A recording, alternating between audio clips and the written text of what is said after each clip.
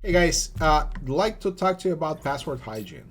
It's one of those things I see frequently. The other day I went for an eye test. I was at a big eye clinic, and they have this computer where they do the testing of the eyes, whatever the test is. And I looked over the monitor by the keyboard and mouse, and guess what? There's a sticky note with the password and the username to log in into the system. Unfortunately, I see this way too often. I see passwords being stored in sticky notes on their keyboards.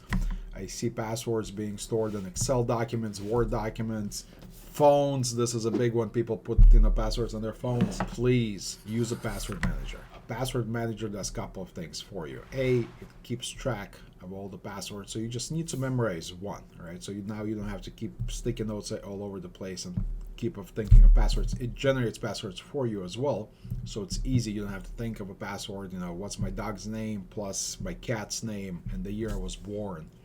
The other cool thing that it does, it actually checks your passwords to see if it's found right in the dark web. If your password is found in the dark web, you get an alert, so immediately go in and change it. The most important thing about passwords, treat passwords as their underwear, right? Change them frequently, keep it private, don't show them to anybody. I'm Igor Pinchevsky, CEO and founder of ITfirm.com. Click the link below to get our best practices when it comes to password management. Thank you so much and have a great day.